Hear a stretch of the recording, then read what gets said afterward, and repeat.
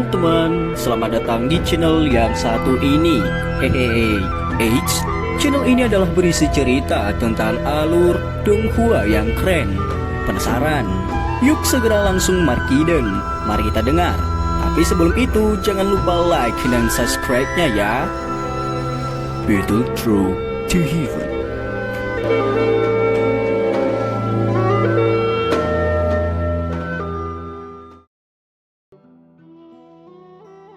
Melanjutkan dari cerita sebelumnya. Semua orang duduk di kursi yang berbeda di dalam aula saat Xiaoyan tersenyum dan memandangi dua orang di seberangnya. Dia pernah melihat Wu Hao sekali di wilayah sudut hitam, dan dia tidak banyak berubah. Hu Jie bagaimanapun telah berubah dari penyihir kecil di masa lalu menjadi penampilan yang menyegarkan. Rambut pendeknya menyebabkan dia tidak memiliki perasaan lembut seperti seorang wanita. Sebaliknya itu memberinya aura heroik. Setiap orang telah mengalami berbagai tingkat perubahan selama 2 tahun ini. Setelah berpisah untuk waktu yang lama, tentu saja tidak dapat dihindari. Mereka melakukan percakapan tentang kehidupan mereka. Senyum di wajah Wu Hao tidak pernah berkurang selama obrolan mereka. Dia selalu menghormati Xiaoyan di dalam hatinya. Rasa hormat ini sudah samar-samar hadir sejak Xiaoyan mengalahkan Hu Jie, Baisan, dan dia tanpa bantuan selama ujian akademi luar. Rasa hormat ini meningkat pesat pada hari-hari berikutnya. Hu Jie di sisi lain berbeda darinya. Kata-katanya terus terang, dan dia tidak menyembunyikan ketidaksenangannya dengan Xiaoyan sebagai pemilik yang memberikan segalanya kepada orang lain. Secara keseluruhan, bagaimanapun dia masih cukup bersemangat untuk bisa melihat Xiaoyan lagi. Kalian semua telah menjadi ahli doang selama 2 tahun ini. Selamat. Xiaoyan mengangkat cangkir tehnya dan tersenyum. Dia menghela nafas. Dia mengingat hal-hal gila yang dilakukan kelompok muda mereka saat itu. Pada saat itu mereka hanyalah ikan kecil di kelas Dadoushi. Bagaimana kami bisa membandingkannya dengan Anda? Ucap Hu Jie. Dia merasakan kehadiran samar dari tekanan kuat yang merembes keluar dari tubuh Xiaoyan saat dia memasuki ruangan. Dia secara alami tahu bahwa kekuatan Xiaoyan sepertinya jauh melampaui mereka. Xiaoyan tersenyum dan dengan lembut bertanya, "Bagaimana gerbang Pan saat ini?" tanya Xiaoyan.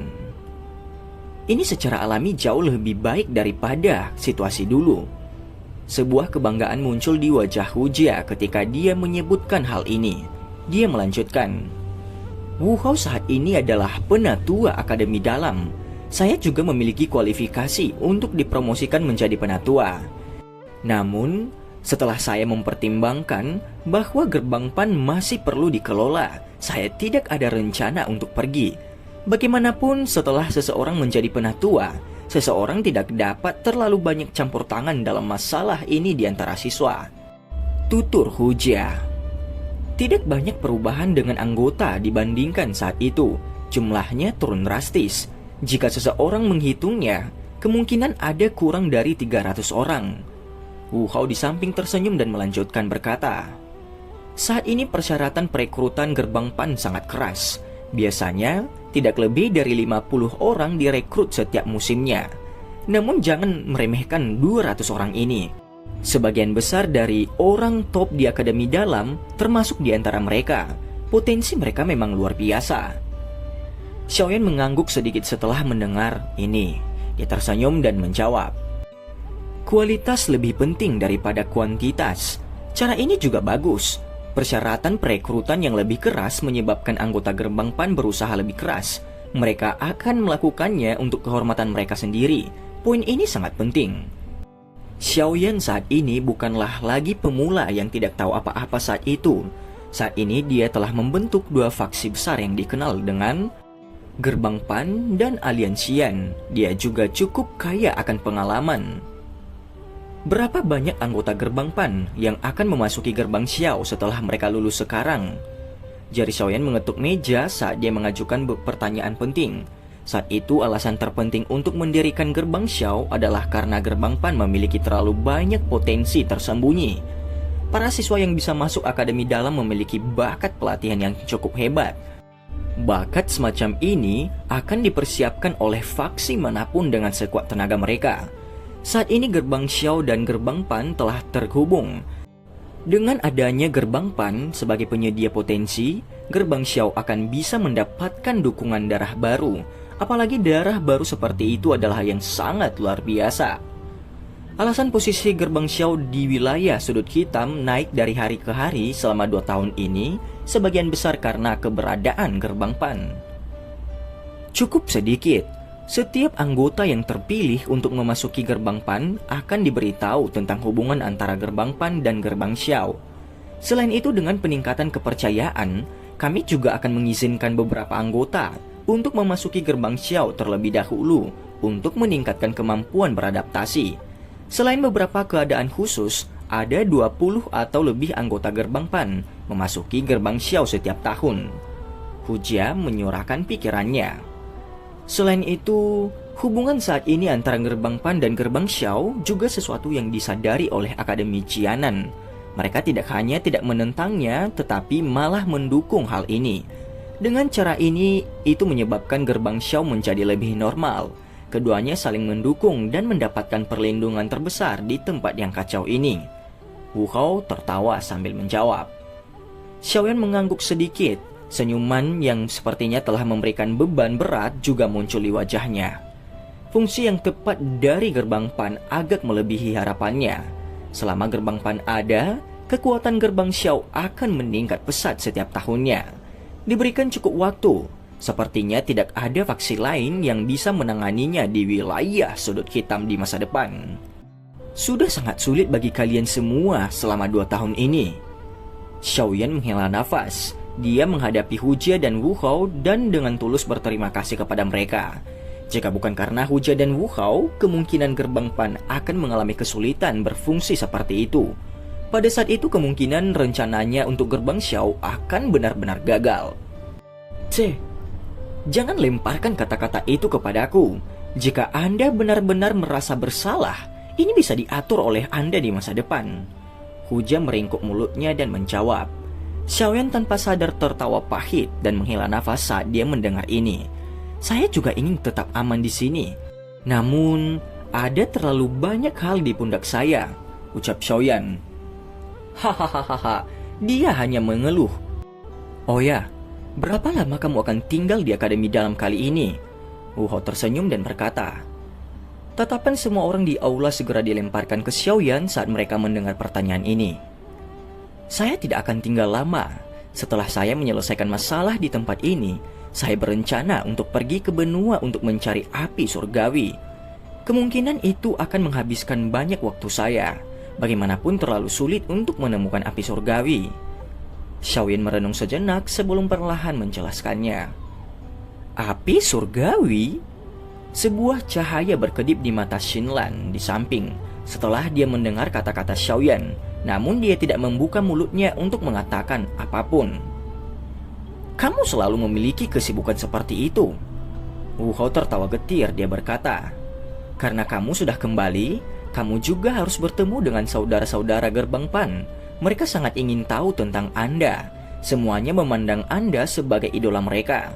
Posisi itu adalah sesuatu yang bahkan Hujia dan saya tidak dapat bandingkan, ucap Wu Hao. Xiaoyan tersenyum saat mendengar ini.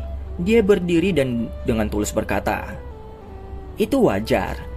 Sejak saya kembali, bagaimana saya bisa tidak bertemu dengan saudara saya sendiri? Jawab Xiaoyan. Xiao Mei melihat punggung yang agak kurus setelah Xiaoyan berdiri.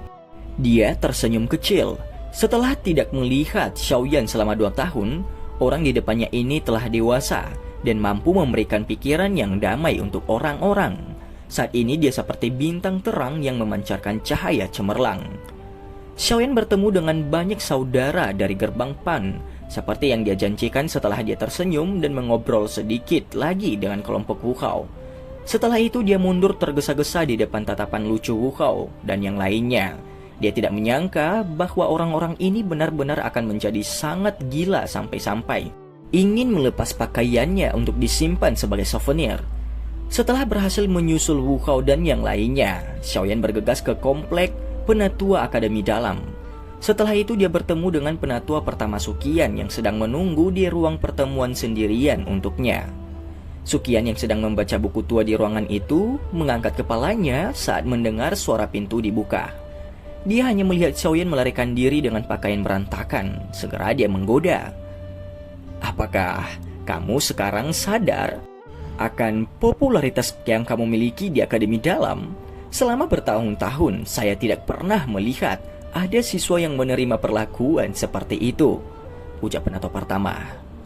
Xiaoyan tanpa sadar dan tertawa pahit saat mendengar nada menggoda dalam kata-kata Sukian. Dia menemukan kursi di depan Sukian dan duduk sebelum berbicara dengan gaya tak berdaya. "Tetua pertama, kamu harus berhenti menggodaku." Sukian tersenyum. Dia segera menarik sedikit senyuman di wajahnya saat dia melihat Xiaoyan dan berkata, "Seharusnya ada alasan lain selain membantu mengisi api hati di Menara Pemurnian Ki Api Langit selama perjalananmu ke Akademi Jianan, kan?" ucap Sukian. Ekspresi Xiaoyan menjadi jauh lebih serius ketika dia menyebutkan masalah penting itu. Dia menganggukkan kepalanya sedikit dan ragu-ragu sebelum berbicara. "Tetua pertama, kepala sekolah tidak ada di Akademi Dalam, kan?" Xiaoyan. "Ya, dirinya yang sudah tua selalu suka berkeliaran di mana-mana. Dia belum kembali lebih dari 1 dekade. Jika seseorang tidak menyampaikan berita secara berkala, kemungkinan besar saya akan mengira dia telah mengalami kecelakaan." "Mengapa? Apakah kamu sedang mencarinya?" Sukian tanpa daya menjelaskan. Xiaoyan menghela nafas. Dia perlahan membuka jubah hitamnya dan menunjukkan titik hitam aneh di dadanya yang menyebabkan seseorang merasa kedinginan. Ada beberapa garis misterius di sekitar titik hitam. Ekspresi Sukian segera berubah saat melihat titik hitam di dada Xiaoyan. Dengan penglihatannya, dia secara alami bisa melihat sesuatu. Dia dengan cepat bertanya dengan suara yang dalam, "Kamu diracuni?" Xiaoyan tersenyum pahit dan mengangguk. Setelah itu, dia menjelaskan secara singkat masalah tersebut dari awal hingga akhir. "Seorang elit Douzun?" Ekspresi Sukian secara bertahap menjadi serius setelah dia mendengar apa yang dikatakan Xiaoyan. Sesaat kemudian dia menggelengkan kepalanya dan menghela nafas. Tidak ada elit Douzun lain di dalam Akademi Dalam selain kepala sekolah. Akademi Jianan memang memiliki beberapa iblis tua yang tersembunyi, namun mereka belum mencapai kekuatan Douzun. Mungkin mereka akan bisa mencapai level itu untuk waktu yang singkat jika mereka bergandengan tangan. Namun tidak mungkin membuat mereka bertindak. Misi mereka adalah untuk menjaga Akademi Jianan. Kecuali Akademi Jianan akan menghadapi situasi yang mengancam kelangsungan hidupnya, mereka tidak akan muncul, apalagi membantu siapapun untuk mengeluarkan racun. Bahkan saya tidak memiliki hak untuk memerintahkan mereka dalam hal ini, ucap penatua Sukian. Xiaoyan hanya bisa menghela nafas saat dia mendengar ini. Dia tidak menaruh banyak harapan pada iblis tua ini yang tersembunyi. Saat itu Akademi Dalam hampir dihancurkan oleh Han Feng, tapi orang-orang itu tidak pernah muncul. Bahkan lebih sedikit lagi yang perlu dikatakan tentang membantunya untuk mengeluarkan racun. Jika tidak ada elit Douzun untuk membantu, saya mungkin hanya bisa menggunakan metode lain. Xiaoyan menghembuskan nafas dengan lembut dan perlahan menjawab. Metode apa? Temukan api surgawi lainnya. Mata Xiaoyan tiba-tiba menunjukkan cahaya panas saat dia berbicara dengan suara yang dalam. Sukian langsung terkejut ketika dia mendengar Xiaoyan. Dia secara alami menyadari kelangkaan dari api surgawi ini. Seandainya bukan kebetulan dan ketergantungan pada kekuatan kepala sekolah, secara alami tidak mungkin bagi Akademi Jianan untuk menemukan api hati jatuh dan menyegelnya di dalam Akademi Dalam. Ekspresi Xiaoyan menjadi semakin serius saat dia mempelajari wajah tertegun Sukian itu.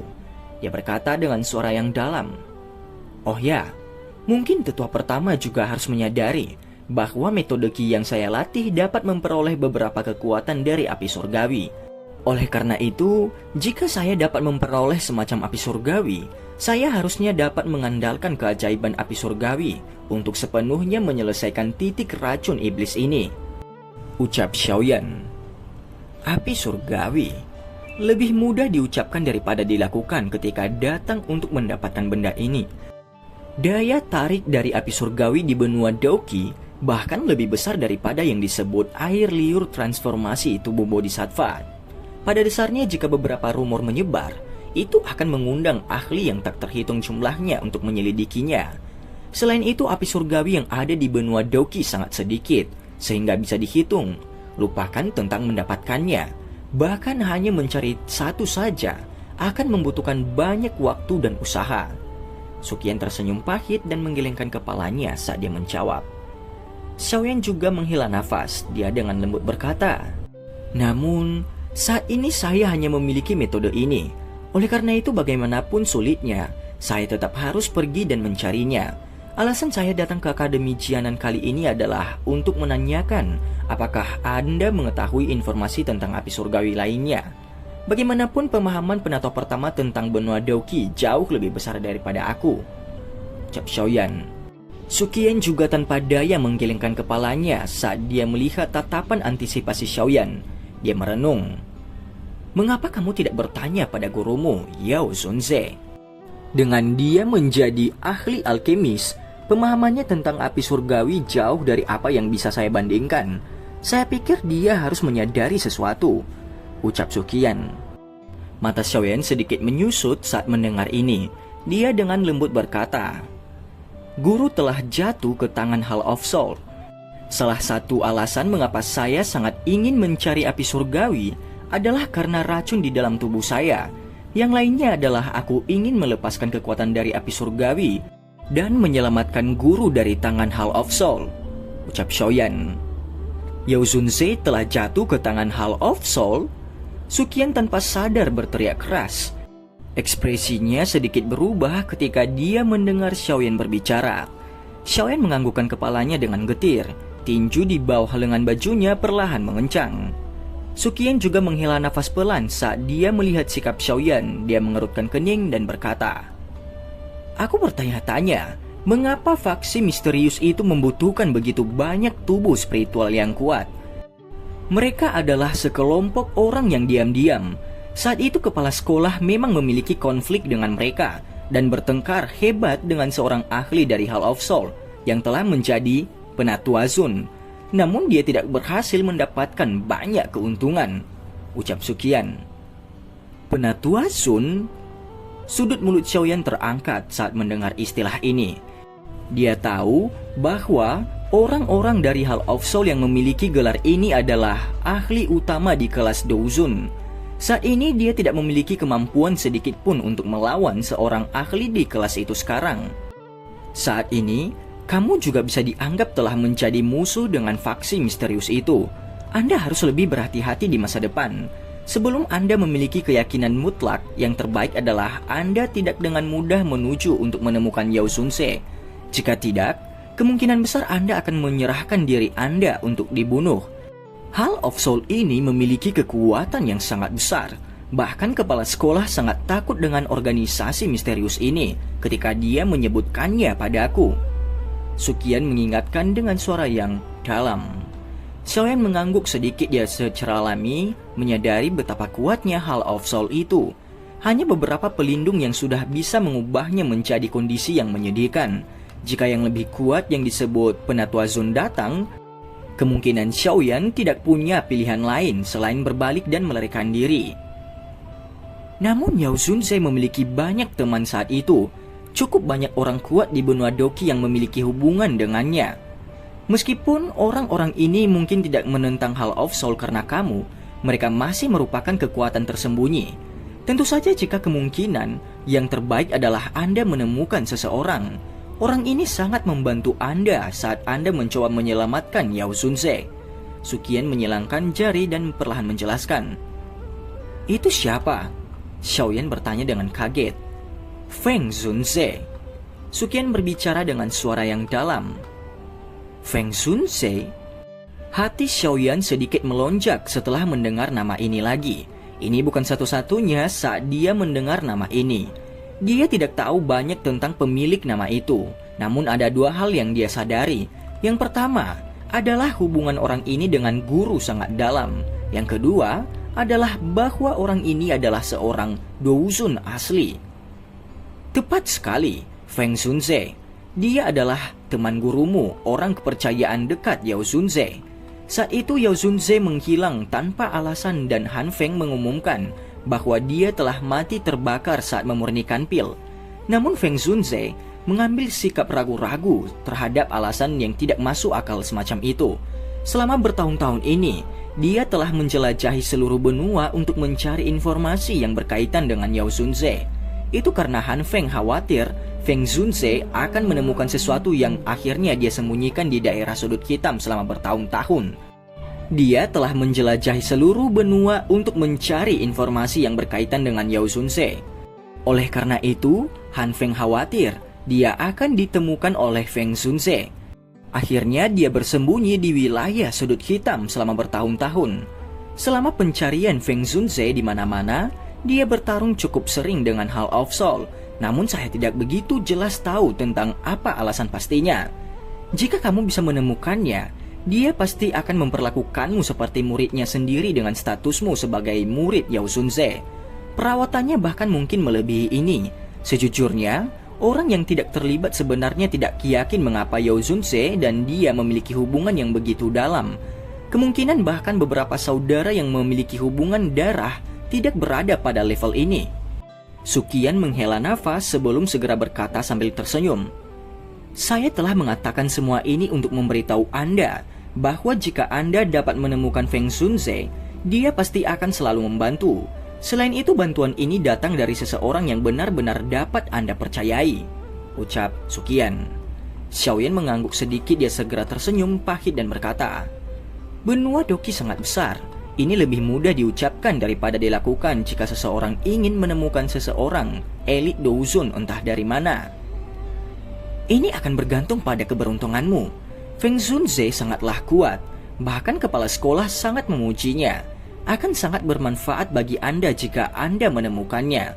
Anda tidak perlu khawatir tentang Hall of Soul yang ingin membalas dendam di masa depan. Sukian merentangkan tangannya. Dia tidak memiliki metode yang tepat untuk memungkinkan Xiaoyan dengan cepat menemukan Feng Zunze. Jika dia mendapatkan informasi, kemungkinan besar sebelum Feng Zunze bisa bergegas, Hall of Soul yang ada di mana-mana dan beberapa musuh Yao Zunze akan datang lebih dulu. Saya akan mencoba yang terbaik.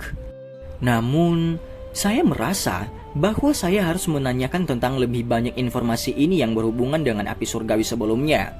Terlepas dari jenis bantuan apa yang dapat saya temukan, saya merasa bahwa meningkatkan kekuatan saya sendiri adalah hal yang paling penting untuk kali ini. Penato pertama, Anda memiliki pengalaman yang luar biasa dan akan sedikit banyak mengetahui beberapa masalah di benua Daoki ini. Jika Anda memiliki petunjuk yang berhubungan dengan api surgawi, tolong beritahu saya terlepas dari seberapa rendah peluang suksesnya. Ini sangat penting bagi saya, ucap Xiaoyan. Meskipun Xiaoyan memiliki 3 potongan peta dari api teratai iblis pemurnian di dalam cincin penyimpanannya, dia tidak membawa mereka keluar untuk bertanya kepada Sukian tentang itu. Karena dia tidak bisa mempercayai penatua pertama Sukian. Hanya saja daya pikat dari api teratai setan pemurnian ini benar-benar terlalu menakutkan. Saat itu ketika dia mendapatkan potongan peta pertama, Yao Lao dengan sungguh-sungguh mengatakan kepadanya bahwa dia pasti tidak mengizinkan siapapun mengetahui tentang masalah ini. Oleh karena itu, Xiaoyan telah merahasiakan ini bahkan ketika dia telah memperoleh potongan peta dari tangan Hai Bodong saat itu. Sampai sekarang dia telah mencoba menyembunyikan masalah ini di dalam hatinya dan tidak membiarkan siapapun mengetahuinya kecuali dia dipaksa untuk melakukannya. Sukian menghela nafas pelan saat dia melihat wajah tulus Xiaoyan. Tubuhnya bersandar di sandaran kursinya. Dia menyipitkan matanya sedikit saat jarinya dengan lembut mengetuk meja. Setelah itu dia berkata, aku memang tahu sesuatu yang berhubungan dengan api surgawi lainnya. Mendengar ini, mata yang digunakan Xiaoyan untuk melihat Sukian segera menjadi sangat panas. Aku ingin tahu apakah kamu pernah mendengar tentang faksi bernama Lembah Api Pembakaran. Sukian mengangkat matanya dan bertanya, Lembah Api Pembakaran? Xiaoyan segera kaget saat dia mendengar nama ini. Nama faksi ini bukanlah sesuatu yang dia dengar untuk pertama kalinya. Ini karena Teknik perubahan 3 api langit misterius yang dia latih adalah teknik rahasia unik dari faksi ini. Apalagi dia juga samar-samar mengingat sesuatu. Tampaknya, Yao Lao mengatakan saat itu bahwa faksi di benua Dauki ini mengendalikan semacam api surgawi yang tidak diketahui. Faksi ini memiliki semacam api surgawi dalam garis keturunannya sejak zaman kuno. Api surgawi semacam ini disebut api petir 9 naga. Itu peringkat ke-12 di peringkat api surgawi. Jika seseorang mendiskusikannya, itu bahkan lebih tinggi daripada api hati jatuh yang berada di peringkat ke-14. Namun, saya tidak terlalu yakin tentang penggunaan pastinya. Namun demikian, itu pasti tidak lebih lemah dari api hati jatuh, karena memiliki peringkat yang lebih tinggi di peringkat api surgawi.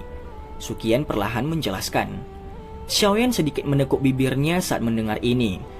Dia ingat bahwa Yao Lao pernah menyebutkan bahwa lembah api pembakaran memiliki jenis api surgawi. Namun dia tidak mengetahui detail pastinya. Selain itu, dia juga dengan jelas memahami bahwa kekuatan lembah api pembakaran ini sangat kuat. Mencoba mendapatkan apa yang disebut api 9 naga petir dari mereka pasti bukanlah hal yang sangat mudah. Sukian tertawa getir saat dia melihat wajah Xiaoyan berubah. Ini adalah satu-satunya informasi dari api surgawi yang aku tahu sedikit lebih detail. Jika Anda memiliki kemampuan, Anda memang bisa menargetkannya. Namun Anda harus berhati-hati. Orang-orang dari lembah api pembakaran semuanya adalah orang-orang dengan temperamen yang panas. Jika Anda tertangkap, Anda pasti akan membentuk permusuhan dengan mereka yang akan sulit diselesaikan, ucap Sukian. Xiaoyan mengangguk sedikit. Api 9 naga petir itu pada dasarnya bisa dianggap sebagai sumber kehidupan dari lembah api pembakaran. Jika dia merenggutnya, mereka pasti tidak akan beristirahat sampai mereka mati. Namun, untuk menyelamatkan Yao Lao dan ayahnya, ada sesuatu yang tidak bisa dia hindari meskipun itu tidak etis. Xiaoyan menarik nafas dalam-dalam dan rasa dingin yang pekat tiba-tiba muncul di matanya yang hitam pekat. Namun sebelum dia akan menganggukkan kepalanya, suara dingin dan acuh tak acuh tiba-tiba terdengar di dalam ruangan itu. Meskipun api 9 naga petir adalah api surgawi, jejak spiritual darah yang sangat istimewa telah ditempatkan di atasnya. Setelah penyempurnaan berulang oleh lembah api pembakaran selama beberapa ratus tahun. Kecuali jika seseorang adalah seseorang yang mempraktikkan metode ki lembah api pembakaran. Tidak mungkin bagi seseorang untuk benar-benar memilikinya, bahkan jika orang itu mendapatkan api 9 naga petir. Ekspresi Xiaoyan dan Sukian berubah sedikit setelah mendengar suara yang tiba-tiba ini. Xiaoyan tiba-tiba berbalik dan melingkarkan tangannya yang menghadap ke pintu. Kekuatan hisap liar melonjak keluar, pintu pecah, dan seorang wanita berpakaian biru dengan paksa disedot ke dalam ruangan di tengah seruan itu. Akhirnya, leher halusnya dipegang erat di tangan Xiaoyan.